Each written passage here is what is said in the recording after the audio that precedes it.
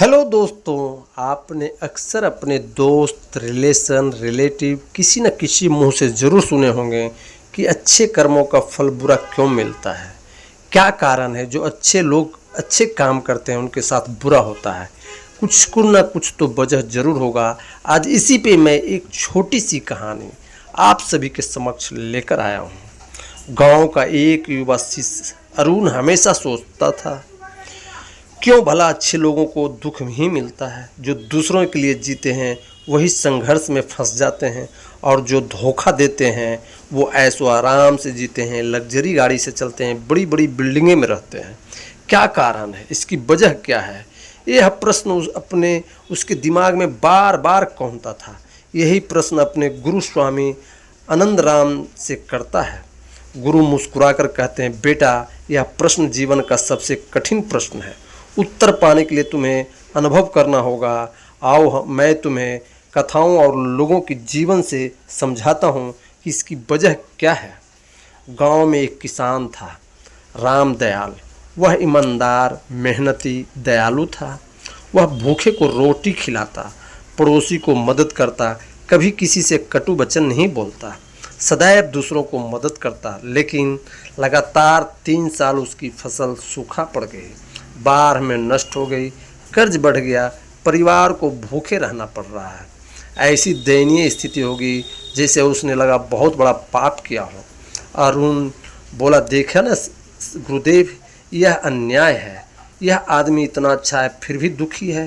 स्वामी ने शांत स्वर में कहा, अभी समय की कहानी पूरी नहीं हुई है, देखते जाओ आगे आगे क्या होता है। गांव का महाजन धनलाल झूठ और धोखे से अमीर हुआ, लोगों को ऊंचे ब्याज पर कर्ज देता और उसके खेत छीन लेता। अरुण ने कहा, क्या यही है इंसाफ? देखिए, यह बुरा आदमी सुखी है और गरीब किसान भूखा है। अब भी कहेंगे कि अच्छे कर्मों का फल अच्छा ही होता है। स्वामी मुस्कुराए, बेटा धैर्य रखो, समय ही सबसे बड़ा बलवान होता है, समय ही न्यायाधीश होता है। आने वाला वक्त बताएगा कि कौन सही है कौन गलत है। कुछ वर्षों बाद महाजन का बेटा चोरी डकैती में पकड़ा गया, बदनामी हुई, धन भी धीरे धीरे लूट गया। इसी बीच राम दयाल की बेटी ने पढ़ाई पूरी की और नौकरी पाई। उसने पिता का पूरा कर्ज उतार दिया, घर को भी संभाल लिया और अच्छे से अपने परिवार को पालने लगा। अरुण ने यह सब देखा और समझने लगा, तो अच्छे कर्म तुरंत फल नहीं देते गुरुदेव, लेकिन अंततः न्याय होता ही है ना। स्वामी बोले, अच्छा कर्म बीज जैसा है। बीज को बोने के बाद वह अंदर में मिट्टी के नीचे दबता है, बरसात और धूप सहता है। पहले तो लगता है कि कुछ नहीं हुआ, पर समय आने पर वही अंकुर फूटता है। बुरा कर्म कभी कभी जल्दी फल देता है, पर वह टिकता नहीं है। जैसे जहरीले बीज से शुरू में ही हरी पत्तियां आ सकती है, लेकिन फल तो सदैव करवा ही देता है। इसी पे एक साधु के रास्ते में हीरा मिला। उन्होंने उसे एक गरीब को दे दिया। वह गरीब अमीर बन गया, लेकिन धन के नशे में बुरा हो गया और जेल चला गया। साधु फिर शांत रहे। स्वामी ने कहा, समझे बेटा, अच्छा कर्म आत्मा को ऊंचा उठाता है। चाहे तुरंत सुख ना भी दे, बुरा कर्म धन दे सकता है, पर मन की शांति छीन लेती है, बेचैन कर देती है। अरुण ने पूछा, गुरुदेव, लेकिन कई लोग तो जीवन भर अच्छे रहते हैं फिर भी दुख में मर जाते हैं, उन्हें तो सुख नहीं मिलता, इसकी वजह क्या है? स्वामी ने गहरी सांस लेकर कहा, कर्म केवल इस जन्म तक सीमित नहीं है। जैसे खेत में पुराने रफ्तार हो तो नई फसल आने में समय लगते हैं, पिछले जन्मों के कर्म भी जीवन में फल देते हैं।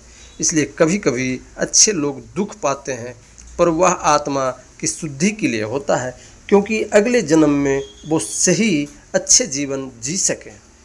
एक सेठ था, धनवान लेकिन कठोर और स्वार्थी था। एक दिन वह बीमार पड़ा और लाखों रुपए खर्च हुए, पर ठीक ना हुआ। उसी समय सड़क पर बैठा एक भिखारी, जिसने जीवन भर दूसरों को दुख बांटे, बीमारी में भी शांति से मुस्कुराता रहा और लोगों को आशीर्वाद देता रहा। सेठ ने कहा, मेरे पास कुछ नहीं है, पर सुख नहीं है। और तेरे पास कुछ नहीं है फिर भी तू मुस्कुरा रहा है। भिखारी बोला, सेठ जी, सुख मन में नहीं मन की शांति में है और शांति अच्छे कर्मों से मिलती है। स्वामी बोले, बेटा, बुरे लोगों को सुख बाहर से दिख सकता है पर भीतर से वे जलते रहते हैं, कुढ़ते रहते हैं। अच्छे लोगों को दुख बाहर से दिख सकता है पर भीतर से वो मजबूत रहते हैं, मजबूत बने रहते हैं। अच्छे कर्म कभी व्यर्थ नहीं जाता, कभी वह तुरंत फल देता है, कभी समय लेकर और कभी अगले जन्म में, लेकिन देता जरूर है। अरुण अब शांत रहा। उसने महसूस किया कि जीवन में काल्पनिक सुख दुख किसी ही सब कुछ नहीं है। असल दुख आत्मा की सुख आत्मा की शांति है और वह केवल अच्छे कर्मों से ही मिलती है। अब बोलो गुरुदेव, अब मैं समझने लगा। अच्छे कर्म का फल बुरा नहीं होता बल्कि वह परीक्षा होती है धैर्य और विश्वास की। समय आने पर उसका फल सबसे मीठा होता है। यह कहानी आप सभी को कैसी लगी आप हमें कमेंट में ज़रूर बताएं। अगर आपने इस वीडियो को अभी तक लाइक और सब्सक्राइब नहीं किया है तो लाइक भी करें और सब्सक्राइब भी करें। धन्यवाद।